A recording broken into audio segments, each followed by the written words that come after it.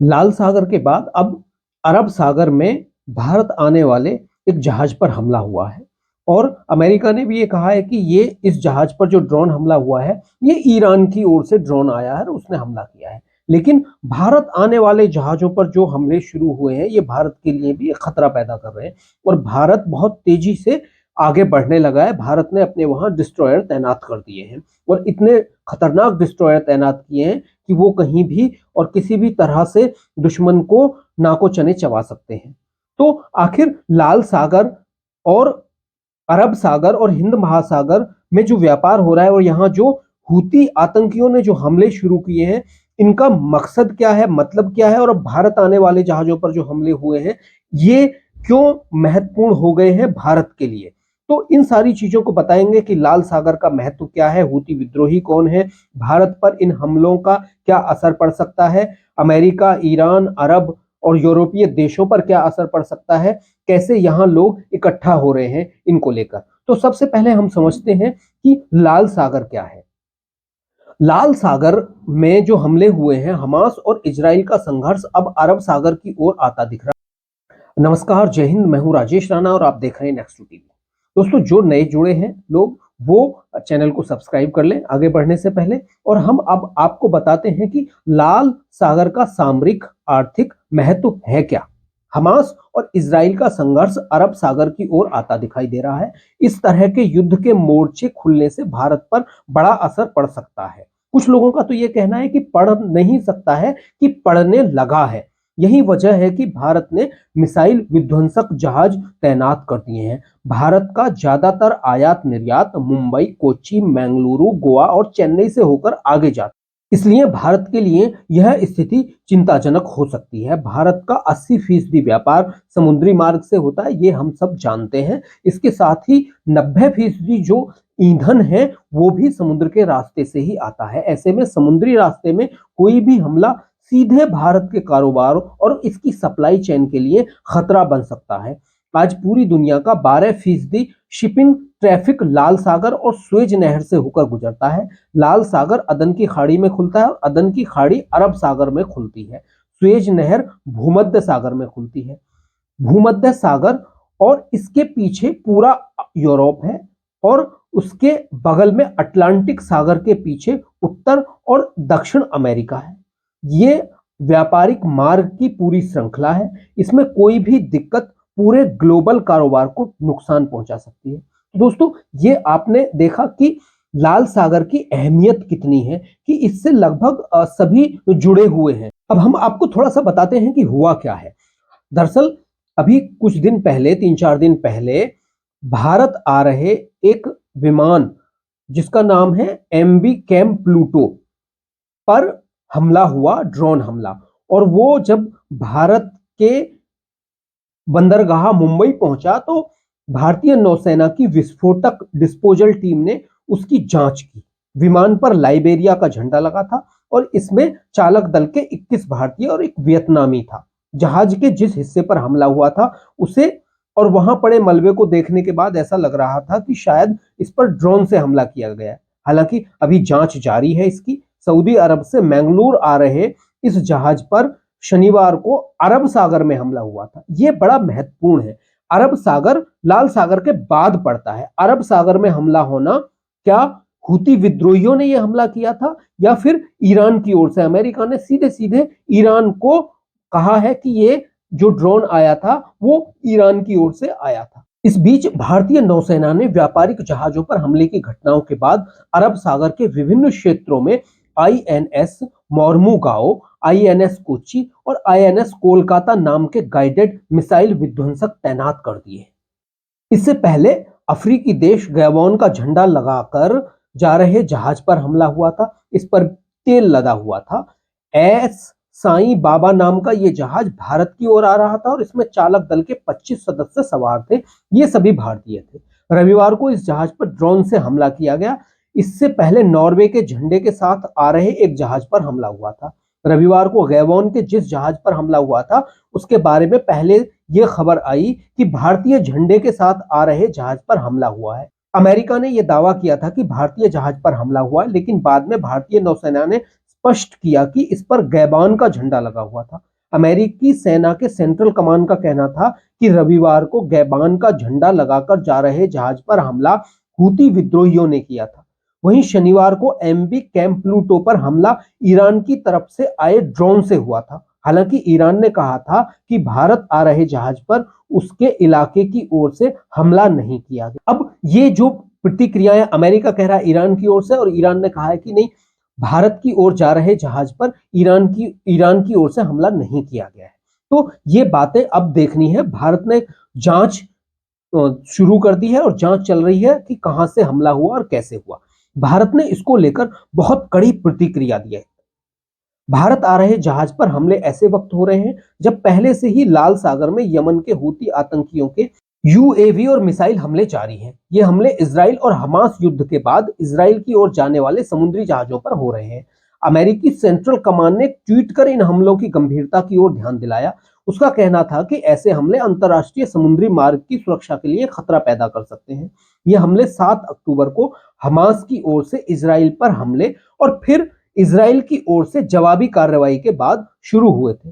सबसे पहले 21 नवंबर को इजरायली कार्गो जहाज गैलेक्सी लीडर पर हमला हुआ था। यह जहाज भी तुर्की से भारत की ओर आ रहा था। इसमें सवार 25 लोगों को ईरान के सहयोगी हूती आतंकियों ने अपहरण कर लिया था। उस वक्त हूती आतंकियों के मुख्य वार्ताकार और प्रवक्ता मोहम्मद अब्दुल सलाम ने कहा था कि इजराइल के दुश्मनों के सभी जहाजों का ऐसा ही हश्र होगा। इससे पहले हूती विद्रोहियों के प्रवक्ता ने उन देशों को इजरायली जहाजों से अपने नागरिकों को वापस बुला लेने के लिए कहा था। कहा जा रहा है हमास का समर्थन कर रहे ईरान की ओर से हूती विद्रोहियों को ड्रोन, बैलिस्टिक और क्रूज मिसाइल चलाने की ट्रेनिंग दी जा रही है। 25 नवंबर को कार्गो जहाज गैलेक्सी लीडर पर हमले के बाद भी 3 दिसंबर तक 2 इजरायली जहाजों और एक अन्य व्यापारिक जहाज पर हमला हुआ था। और अब पिछले 2-3 दिनों के अंदर भारत आ रहे जहाजों पर हमले से हालात काफी गंभीर हो गए हैं। भारत सरकार को अपने समुद्री इलाके की ओर लाइबेरिया और गैबान के झंडे के साथ आ रहे विमानों पर हमले के बाद अरब सागर के विभिन्न क्षेत्रों में आईएनएस मोर्मुगांव, आईएनएस कोच्चि और आईएनएस कोलकाता नाम के गाइडेड मिसाइल विध्वंसक तैनात करने पड़े हैं। भारत के रक्षा मंत्री राजनाथ सिंह ने कहा है कि भारत की बढ़ती और आर्थिक सामरिक ताकत ने कुछ ताकतों को ईर्ष्या से भर दिया है। अरब सागर में हाल में हुए एमवी कैंप प्लूटो पर ड्रोन हमले और कुछ दिन पहले लाल सागर में एमवी साईं बाबा पर हमले को भारत सरकार ने बहुत गंभीरता से लिया है। जिसने भी इन हमलों को अंजाम दिया है उन्हें सागर तल से भी ढूंढ निकालकर सजा दी जाएगी। भारत की जो प्रतिक्रिया है वो बहुत कड़ी है और इस कड़ी प्रतिक्रिया को कहने के लिए खुद रक्षा मंत्री आगे आए हैं। आप इससे अंदाजा लगा सकते हैं कि भारत कितना स्ट्रॉन्ग रुख रख रहा है। अब आपको बताते हैं कि जो भारत ने वहां डिस्ट्रॉयर तैनात किए हैं उनकी ताकत कितनी है। आईएनएस मोर्मुगांव युद्धपोत बनाने की शुरुआत सितंबर 2016 से हुई थी और समंदर में इसका ट्रायल 19 दिसंबर 2021 तक हुआ था। इस युद्धपोत में अत्याधुनिक सेंसर लगे हुए हैं जो दुश्मन के हमले का अंदाजा लगा सकते हैं और हथियारों से लैस यह दुनिया का सबसे आधुनिक मिसाइल डिस्ट्रॉयर। ये युद्धपोत जमीन से हवा में मध्यम दूरी तक मार करने वाली मिसाइलें, जमीन से जमीन पर मार करने वाली मिसाइल ब्रह्मोस से लैस है। ब्रह्मोस से लैस है, समझ रहे हो? ब्रह्मोस जो जिन्हें कोई अभी रोक नहीं पाया, उससे लैस है। समुद्र के भीतर दुश्मन की पनडुब्बियों को निशाना बनाने के लिए इसमें देश में ही बने टॉर्पीडो, ट्यूब लॉन्चर और रॉकेट लॉन्चर लगे हैं। नेवी ने कहा है कि ये युद्धपोत परमाणु, बायोलॉजिकल और केमिकल युद्ध की स्थिति के लिए पूरी तरह से तैयार है। इसमें आधुनिक सर्विलांस रडार सिस्टम लगा है जो दुश्मन के हमले का सटीक आकलन करने में सक्षम है। वहीं आईएनएस कोच्चि 7500 टन वजन के साथ 30 नॉट्स की स्पीड से चल सकता है। इसमें इस पर 16 सुपरसोनिक ब्रह्मोस मिसाइल से लैस। इसके अलावा 76 mm की सुपर रैपिड गन और AK 630 भी शामिल है। इस पर सी किंग और चेतक जैसे 2 हेलीकॉप्टर भी रखे जा सकते हैं। आईएनएस कोलकाता 164 मीटर लंबा और 18 मीटर चौड़ा है। इसकी ऊंचाई एक 5 मंजिला इमारत जितनी है। पहली बार भारतीय नौसेना के किसी युद्धपोत में 3D रडार इस्तेमाल किया गया है। ये BrahMos missile, 76 gun, 2 rocket launcher, anti surface gun, anti submarine rocket launcher से लैस है। सबमरीन डिटेक्टर और 4 टॉर्पीडो भी मौजूद हैं। इससे आप अंदाजा लगा सकते हैं कि ये कितने खतरनाक हैं और भारत ने इतने खतरनाक वहां डिस्ट्रॉयर तैनात किए हैं। इसका मतलब भारत बहुत संजीदा है इन सबको लेकर। अब ये जो हमले हो रहे हैं, ये क्या है? इनका मकसद क्या है? क्या ये भारत पर दबाव बनाने के लिए किए जा रहे हैं? पहले इजराइल या इसके कारोबार या सहयोगियों से जुड़े व्यापारिक जहाजों पर हमले हो रहे थे और अब भारत आने वाले जहाजों पर हमले शुरू हो गए हैं। आखिर भारत की ओर आने वाले जहाजों पर हमले क्यों हो रहे हैं? क्या हमास पर इजराइल के हमलों को रोकने के लिए बनाए जाने वाले दबाव को बढ़ाने के लिए ऐसा किया जा रहा है? हूती आतंकियों का कहना है कि जब तक हमास पर हमले बंद नहीं होंगे, ये हमले होते रहेंगे। इस तरह के युद्ध के मोर्चे खुलने से भारत पर बड़ा असर पड़ सकता है, बल्कि ये कहें कि भारत पर असर पड़ने लगा है। यही वजह है कि भारत ने मिसाइल विध्वंसक डिस्ट्रॉयर तैनात कर दिए हैं। हुआ यह है कि हमास और उससे जुड़ी ताकत इजरायली हमलों को रुकवाने के लिए दबाव डाल रही है। रूस और चीन पहले से ही इजराइल को हमले रोकने के लिए कह रहे हैं। अब भारत पर दबाव डाला जा रहा है। अगर भारत के हितों को नुकसान पहुंचाने की कोशिश हुई तो वो चाहेगा कि इजराइल और हमास की जंग बंद हो। ऐसे ये हूती आतंकी चाहते हैं और सोचते हैं। भारत के नेतन्याहू से बड़े अच्छे संबंध हैं, वो इस दिशा में पहल कर सकता है। यही वजह है कि भारत पर दबाव की रणनीति बनाई जा रही है। लेकिन इनको पता नहीं है कि भारत कभी भी आतंक को समर्थन नहीं करता है और ये आतंकी है, तो इन आतंकियों को मुंह तोड़ जवाब दिया जाएगा। इन आतंकियों को मुंह तोड़ जवाब देने के लिए भारत ने अरब सागर में कई जगह अपने डिस्ट्रॉयर तैनात कर दिए हैं, जो इनकी मिसाइलों से लेकर ड्रोन को सबको खत्म कर देंगे और ये कहां से आ रहे हैं उस जगह को भी खत्म कर देंगे। तो अब इनको ये भी सोचना होगा कि ये भारत से पंगा ले रहे हैं क्या? अगर ऐसा है तो, अगर भारत आने वाले जहाजों पर हमले का मकसद ऐसा है तो वहीं हम एक ये भी सोचते हैं कि आखिर इन हमलों का भारत पर असर क्या होगा। भारत और इस रूट के बीच आयात निर्यात ज्यादातर मुंबई, कोच्चि, मंगलुरु, गोवा और चेन्नई से होकर Singapore, Malaysia, Indonesia, Thailand, Vietnam जैसे दक्षिण पूर्वी एशियाई देशों के बाद चीन, जापान, कोरिया, ऑस्ट्रेलिया तक जाने वाले सारे जहाज अरब सागर में आते हैं। पहले ये हिंद महासागर में आते हैं और फिर अरब सागर में। अरब महासागर से अदन की खाड़ी, लाल सागर और इसके बाद स्वेज नहर और भूमध्य सागर और फिर यहां से डाइवर्ट होकर यूरोप और फिर वहां से स्ट्रेट ऑफ जिब्राल्टर से अटलांटिक सागर और फिर अमेरिका में जाते हैं। अगर इन पर कोई समस्या आती है तो पूरा रूट चेंज हो जाएगा। इसके बाद पूरे सामान को कैप ऑफ गुड होप से लाना पड़ेगा। इससे पूरे कारोबारी रूट की लंबाई 40% बढ़ जाएगी। जाहिर है अब ज्यादा दूरी के लिए ज्यादा ही ईंधन खर्च करना पड़ेगा आपको और व्यापार की लागतें बढ़ जाएंगी।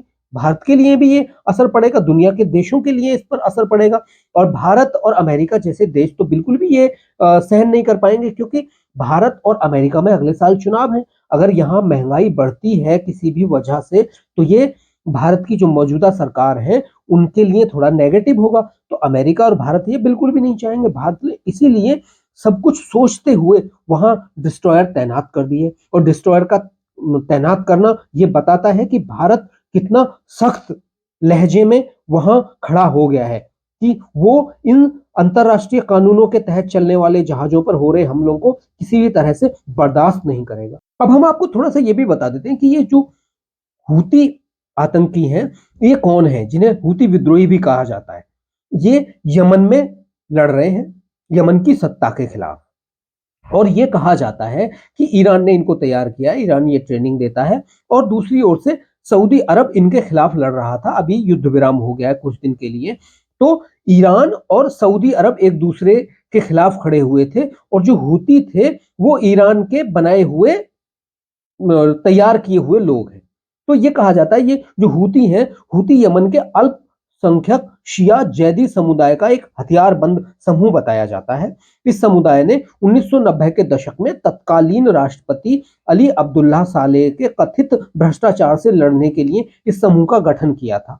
ये कहते हैं कि उनके अभियान का जो संस्थापक था हुसैन अल हूती, उसी के नाम पर यह हूती संगठन पड़ा है। वो खुद को अंसार अल्लाह यानी ईश्वर के साथी भी कहते हैं। इसी से अंदाजा लगाया जा सकता है कि ये किस तरह से धर्म के नाम पर लड़ाई लड़। अब आगे बताते हैं कि 2003 में अमेरिका के नेतृत्व में इराक पर हुए हमले में हूती विद्रोहियों ने नारा दिया था, ईश्वर महान है, अमेरिका का खात्मा हो, इजराइल का खात्मा हो, यहूदियों का विनाश हो और इस्लाम की विजय हो। तो आप इसी से अंदाजा लगा सकते हैं कि ये कैसे जिहादी हैं, कैसे आतंकी हैं और क्या करना चाहते हैं। ये धर्म के लिए लड़ने वाले लोग हैं। वो कहते हैं कि हमास और हिजबुल्लाह के साथ मिलकर इजराइल, अमेरिका और पश्चिमी देशों के खिलाफ ईरान के नेतृत्व वाली प्रतिरोध की धुरी का हिस्सा बताया था इन्होंने अपने आप को। तो ये वो लोग हैं जो इनका ये कह सकते हैं कि कोई धर्म के लिए भी नहीं है। जब ये एक ओर से सऊदी के खिलाफ लड़ रहे हैं तो ये ना धर्म का चोगा ओढ़कर ये अपनी सत्ता बचाए रखने के लिए, अपनी सत्ता काबिज करने के लिए, अपनी ताकत काबिज करने के लिए वहां लड़ रहे हैं। क्योंकि अगर धर्म के लिए लड़ते तो ये वहां अपने ही लोगों को नहीं मारते हैं। यमन में जो ये लोगों को मार रहे हैं, यमन में कौन है? यमन में कोई और तो है नहीं, यमन में सारे मुस्लिम लोग हैं और सऊदी अरब इनके खिलाफ लड़ रहा है। तो ये जो तैयार किए गए ये सारे सऊदी अरब के लिए तैयार किए गए थे। तो दोस्तों अब हम थोड़ा सा बताते हैं कि इन हूती विद्रोहियों की मदद कौन कर रहा है। ये जो हूती आतंकी हैं लेबनान के सशस्त्र शिया समूह हिजबुल्लाह के मॉडल से प्रेरणा लेते हैं। कई रिसर्च में कहा गया है कि हिजबुल्लाह ही उन्हें 2014 से बड़े पैमाने पर सैन्य विशेषज्ञता और ट्रेनिंग दे रहा है। हूती खुद को ईरान का सहयोगी भी बताते हैं क्योंकि उनका साझा दुश्मन एक है सऊदी अरब। सऊदी अरब के खिलाफ ये लड़ रहे हैं। शक जताया जाता है कि हूती विद्रोहियों को ईरान से हथियार भी ले रहे हैं। कुछ लोग तो डायरेक्ट कहते हैं कि हाँ, ईरान ही इनको तैयार कर रहा है। हूती लाल सागर के एक बड़े तटीय इलाके पर नियंत्रण रखते हैं, यहीं से वे जहाजों को निशाना बना रहे हैं। अब आपको थोड़ा सा समझना होगा दोस्तों, ये जो पूरा खेल है ये ईरान और सऊदी अरब के बीच का खेल है। ईरान ने हूतियों को तैयार किया, ईरान ने हिजबुल्लाह को तैयार किया, ईरान ने सीरिया में कुछ अपने लड़ाके तैयार किए। अब सऊदी अरब लड़ रहा है हूतियों से और जो हिजबुल्लाह की तमाम मिसाइलें, सऊदी अरब पहले ही कह चुका है, सऊदी अरब के शेख ने कहा है कि जो हिजबुल्लाह की जो तमाम 1 लाख मिसाइलें वहां हैं वो इजराइल के लिए नहीं है, वो सऊदी अरब के लिए, हम जानते हैं ये, उन्होंने ये कहा। तो वो हिजबुल्लाह डायरेक्ट नहीं कूद रहा है, आपको पता होगा। हिजबुल्लाह डायरेक्ट इसलिए नहीं कूद रहा है कि अगर हिजबुल्लाह डायरेक्ट कूद गया इजराइल के खिलाफ, वो छोटे छोटे हमले कर रहा है रॉकेट से, तो इजराइल उनको मुंह तोड़ जवाब दे रहा है उतना ही। लेकिन वो डायरेक्ट युद्ध में अगर इजराइल के खिलाफ कूद गया तो इजराइल लेबनान में ही हिजबुल्लाह को खत्म कर देगा, वैसे ही यमन में खत्म कर देगा। अभी इजराइल ने ईरान के कमांडर को मार दिया है। वो कमांडर वो था जो हूती और हिजबुल्लाह को सैन्य ट्रेनिंग और हथियार देने के लिए जिम्मेदार था। अभी आपने देखा अमेरिका ने सुलेमान को मारा था, सुलेमान काजमी को मारा था, जो कि इसका जो ईरान का कमांडर था। उस पे भी ये आरोप था कि वो आतंकियों को समर्थन कर रहा था। कौन से आतंकियों को? जो कि हिजबुल्लाह है और हूती है और सीरिया में जो आतंकी संगठन है। आतंकी संगठन कौन है? आतंकी संगठन, हम इनको आतंकी, अमेरिका जैसे देश इनको आतंकी संगठन कहते हैं और ये ईरान के बनाए हुए लोग हैं जो लोगों को मार रहे हैं। कहते हैं हम धर्म के लिए लड़ रहे हैं, लेकिन ये किसको मार रहे हैं? ये मुसलमानों को ही मार रहे हैं। यही इनका धर्म है और यही धर्म के लिए लड़ने वाले लोग हैं। तो ये बहुत बड़ा खेल हो रहा है। लेकिन भारत आने वाले जहाजों पर हमला होना ये भारत के लिए चिंता की बात है और भारत ने इसीलिए वहां अपने विध्वंसक तैनात किए और वो विध्वंसक जो दुनिया में सबसे आधुनिक है, वो परमाणु वॉर, केमिकल वॉर, हर तरह के वॉर के लिए तैयार किए गए हैं। तो और वो किसी भी तरह के पनडुब्बी हमले से लेकर मिसाइल हमले से लेकर सबको नेस्तनाबूद करने की ताकत रखते हैं। तो भारत ने बहुत सख्त जवाब दिया है इनको और ये जो जवाब है ये देखने वाला है कि आगे क्या होता है और ये भारत पर इसके असर पड़ने वाले हैं। भारत नहीं चाहता कि उसे यहां कूदना पड़े। अगर भारत कूदता है तो यहां कई देशों का एक संगठन बनेगा। कहां? जो अरब सागर है, अरब सागर से लेकर लाल सागर, क्योंकि यहां जो अंतरराष्ट्रीय कानून के तहत जो व्यापार हो रहा है उसको खत्म करने की साजिश रच रहे हैं ये हूती आतंकवादी। तो भारत पर इसका असर पड़ेगा और भारत ने वहां जगह जगह अपने जो डिस्ट्रॉयर तैनात कर दिए हैं। और ये जिस तरह से रक्षा मंत्रालय, खास करके रक्षा मंत्री राजनाथ सिंह ने कहा है कि वो हम इनको जिन्होंने हमला किया है उनको समुद्र के तल से ढूंढकर निकालकर मारेंगे, सजा देंगे उनको। तो ये भारत ने बहुत सख्त जवाब दिया है। अब देखते हैं आगे क्या होता है। आप भी क्या कहना चाहते हैं, आप भी बताइए। आज के लिए इतना ही। नमस्कार।